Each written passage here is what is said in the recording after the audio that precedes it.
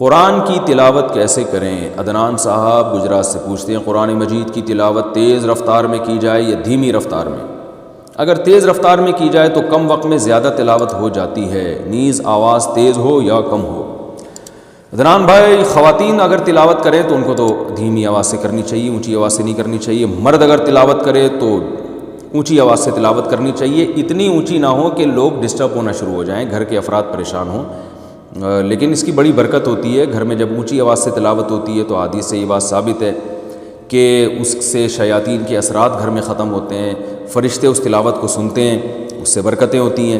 اور ویسے بھی ہمیں یاد ہے ہمارے والد صاحب جب شام کو آیا کرتے تھے گھر میں ڈیوٹی سے، تو نہا دھو کے بیٹھ کے تلاوت کرتے تھے اونچی آواز سے، تو گھر میں ایک بڑی برکت سی محسوس ہوتی تھی۔ ان کے انتقال کے بعد وہ تلاوت کی آواز ہمیں نہیں آتی تھی، ایک کمی محسوس ہوتی تھی۔ تو گھر کا سربراہ گھر میں بیٹھ کے اگر اونچی آواز سے تلاوت کرے تو اس کی اور ہی الگ برکت ہوتی ہے۔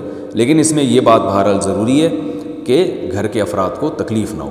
ایسا نہ ہو کوئی بچہ آپ کا پڑھ رہا ہے، اسٹڈی کر رہا ہے، اس کا صبح ایگزام ہے اور آپ اس کو تلاوت سنا رہے ہیں، تو وہ بعض دفعہ پھر پریشانی کا سبب بنتی ہے یہ چیز۔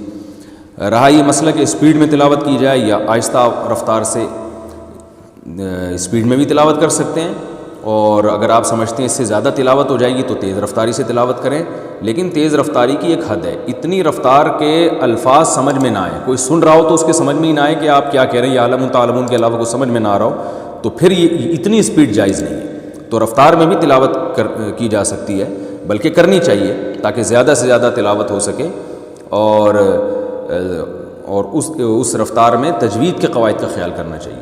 ہاں اگر سمجھ کے قرآن پڑھ رہے ہیں، آپ کو عربی آتی ہے ماشاءاللہ، تو پھر اتنی اسپیڈ ہو کہ آپ کو یہ پتہ بھی چلے کہ آپ یعنی مفہوم کی طرف بھی آپ کی توجہ جائے۔ تو اتنی زیادہ اسپیڈ کر لینا کہ مفہوم ہی سمجھ میں نہ آ رہا ہو آپ کے، تو بھی غلط ہے۔ تو اگر قرآن سمجھ کے پڑھیں گے تو پھر اتنی رفتار ہونی چاہیے کہ آپ کو ایک ایک آیت پہ غور کرنے کا موقع ملے۔